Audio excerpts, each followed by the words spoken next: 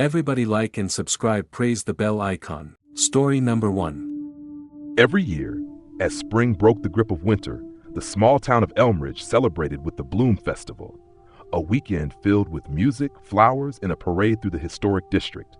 But in 2017, that tradition was shattered, and no one speaks of the festival anymore. It started with the melting.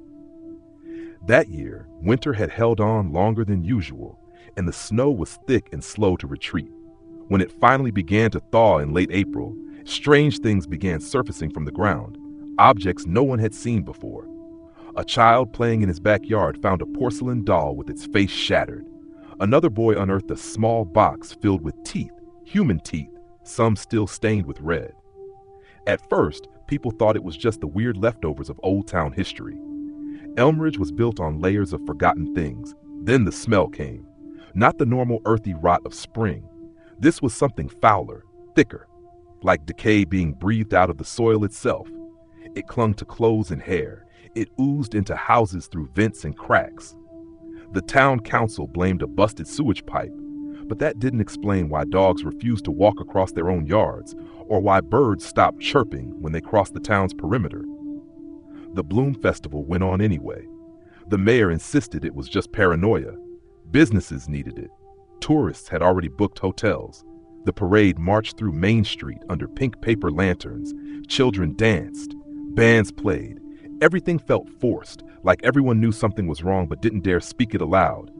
And then the girl disappeared. Her name was Rachel Porter, 16, part of the local dance troupe. She vanished mid-performance. 1 second she was there, spinning in her pastel dress, and the next gone. No one saw her leave the group. She just blinked out of the crowd like a glitch. The music kept playing. The others kept dancing. It wasn't until the number ended that anyone noticed. They searched the streets, called her name, checked cameras. Nothing. All that was left was a single muddy footprint where she had last stood, barefoot though she had been wearing dance shoes. The festival ended in chaos. More people vanished over the next few days, always in daylight, always during something normal. Someone gardening, someone walking their dog, a cashier ringing up groceries. One moment there, the next just gone. The town fell into a terrified hush. Then came the dreams. People began waking up screaming, drenched in sweat, unable to recall anything but the feeling of being buried alive. A few residents tried to leave town, but their cars died just past the sign that read, "Welcome to Elmridge." Cell service dropped, GPS froze. One man tried to walk out through the woods. He was found 2 days later, stumbling back into town with his hands shredded from digging. His mouth was full of dirt. All he would say was, "It's underneath us." That was when they started digging. At first, just in backyards, then in fields, then the town square. It became manic. Everyone with a shovel or pickaxe joined in, like the earth was calling to them. They uncovered foundations of buildings no one remembered, basements filled with broken furniture, claw marks on stone. They found tunnels, and in those tunnels, bones, hundreds of them. Children, adults, some no more than fragments. But every skull was split down the middle, as if something had opened them like fruit. The digging stopped only when the ground opened up on its own. On the night of May 14th, a sinkhole swallowed the entire northern block of Main Street. Witnesses say they saw hands, not bodies, just hands, reaching from the hole, groping blindly. One woman claimed the hands tried to pull her in, whispering her name in voices that sounded like her dead relatives. Her hair turned white overnight. She hasn't spoken since. The government came the next day. Not FEMA, not the National Guard. Unmarked trucks, men in plain clothes, all business. They shut the town down, cordoned it off. Environmental hazard was the official reason. They relocated the remaining residents. Elmridge was erased from the map, but every spring the snow melts over where the town once stood. And hikers in that part of the forest sometimes come back changed, pale, wide-eyed. They speak of soft singing beneath the ground and flowers blooming where no light touches. They dream of dancing girls with no faces and rows of teeth blooming in the dirt like crocuses. No one celebrates the Bloom Festival anymore. Story number 2. In the spring of 2009, a biology student named Kira Holloway took a seasonal job working at the Dunlow Arboretum, a sprawling, privately owned estate in rural Oregon known for its rare plant collection, an aggressively reclusive owner, Dr. Felix Mahler. It was supposed to be a simple gig: catalog rare specimens, water the greenhouses, update the estate's botany records. She was told she'd be one of only 3 staff on site. Quiet, peaceful, isolated. Perfect for someone looking to study in solitude. Kira arrived in mid-April. The air was heavy with pollen. Flowers bloomed in overwhelming abundance, not just roses and tulips, but strange thorny things that pulsed when you touched them and gave off a smell like rotting citrus. Dr. Mahler was a thin, sharp-eyed man with a voice like dry leaves. He barely spoke to her, gave her a map of the grounds, a set of keys, and a warning. Never enter Greenhouse 5. Greenhouse 5 was always locked. Its windows were fogged, opaque with mildew and condensation. Vines twisted around its frame like veins under a glass skin. Every so often, Kira thought she saw movement inside. Just shadows, slow and sinuous, like something large shifting behind the foliage. She asked about it once. Mahler only said, "It feeds in spring." The days passed quietly, but the grounds began to feel wrong.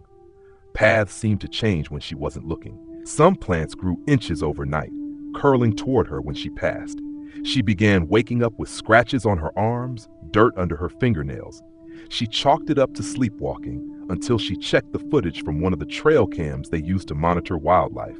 It showed her, barefoot and slack-faced, wandering the garden at 3 a.m. She stopped before Greenhouse 5 and stood completely still for 20 minutes, head tilted, lips moving. Then she turned, walked back to the staff house, and went straight to bed. She didn't remember any of it. The other staff, 2 older groundskeepers, stayed silent, eyes haunted, as if they were just waiting for something to happen. One of them, a woman named Tilda, tried to warn her. She said the greenhouse wasn't built over soil, but over something ancient. It doesn't grow, it waits.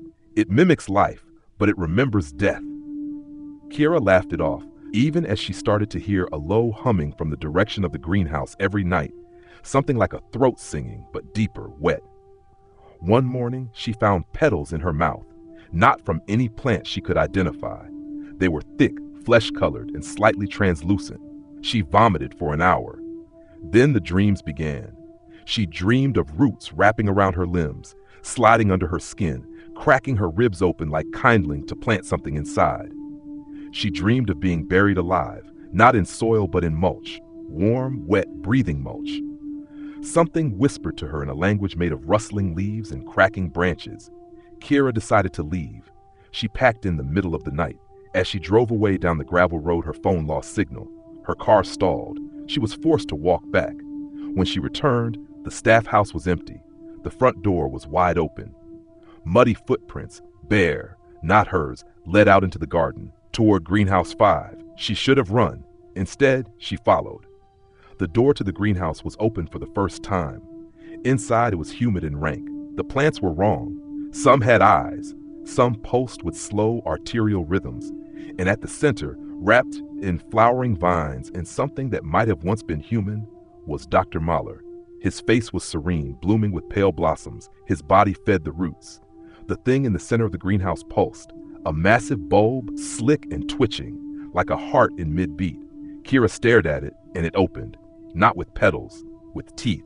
She screamed, tried to run, but the vines were faster. They slid over her skin, coiled around her throat, pulled her into the soil.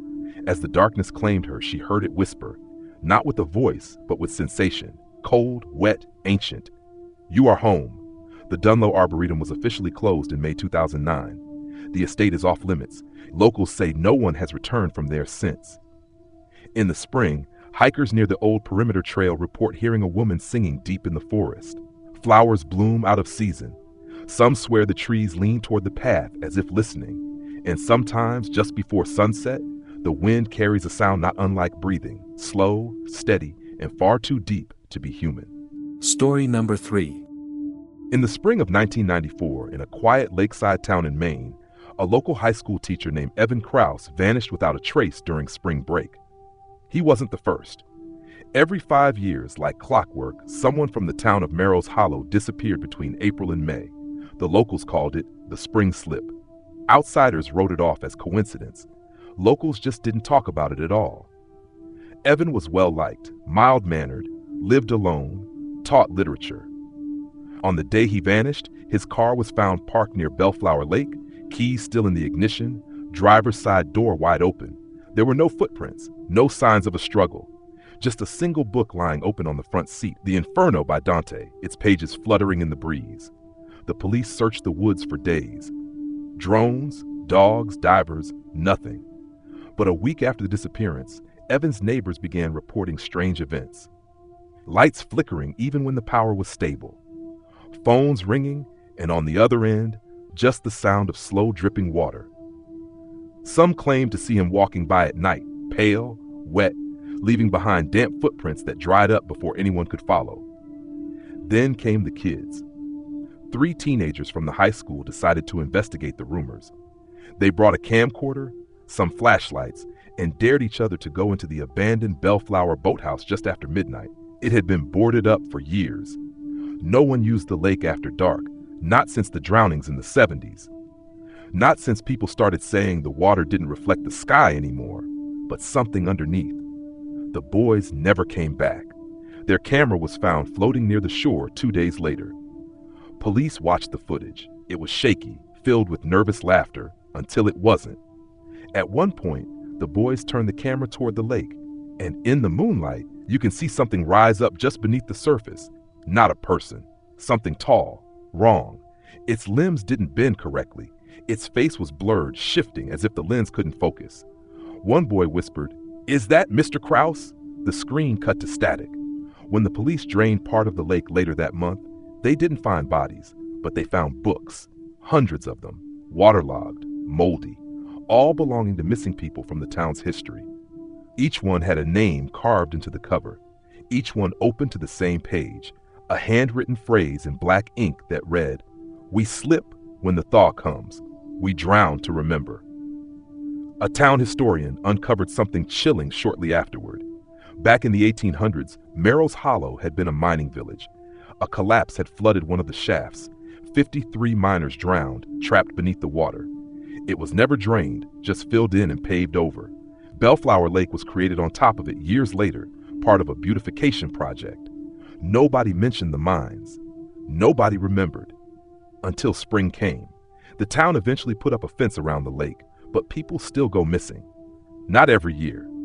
Only during the thaw, when the ice breaks, when the water starts to breathe again.